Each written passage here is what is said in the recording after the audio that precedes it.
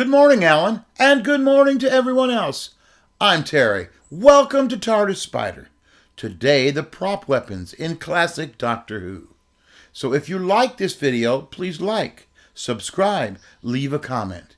And now a quick look at the prop weapons in classic Doctor Who. For a show in which the main character is opposed to violence and rarely carries a weapon, there are an awful lot of weapons designed for Doctor Who.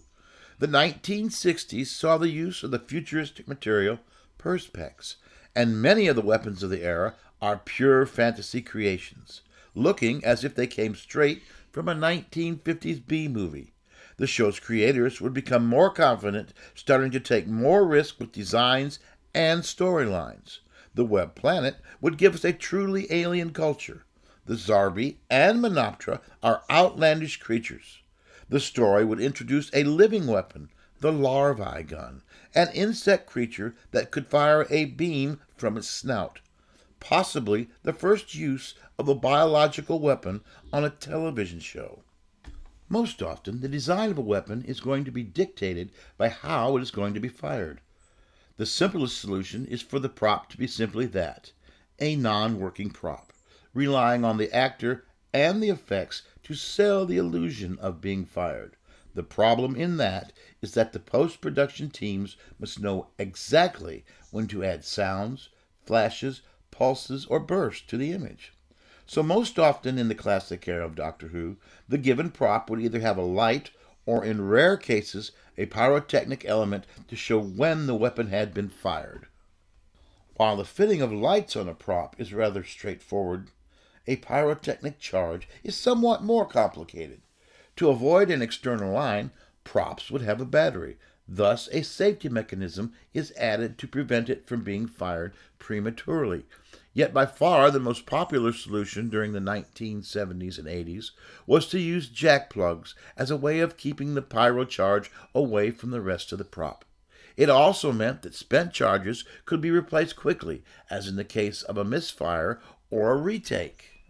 Towards the end of the classic series, designers began to use smaller electronic systems to create circuits that fired multiple charges. Designers who became frustrated with the limitations of these solutions would occasionally use blank-firing weapons, using cosmetic dressing to make them look futuristic. This was used in episodes like Caves of the Androzani and Revelation of the Daleks, with two disadvantages. First, you had to hire an armorer, an additional cost, which is a no-no for the BBC, and second, the percussion effect on filming was a problem. The pressures of creating a new world over and over on a budget and a deadline would occasionally force designers to use ready-made, off-the-shelf solutions, with some of the most obvious examples being in the Twin Dilemma, where the Jacondan pistols are hot glue guns with the wire leads cut off. A bit more entertaining cost-cutting measure was in the Armageddon Factor. Designer John Horton designed guns for the opposing sides using the same weapon, painted black or white. He would explain that the same arms dealer had supplied both sides. Reusing props from previous stories or even other series was also commonplace. Guns from as early as the Hartnell era were used in the 1970s.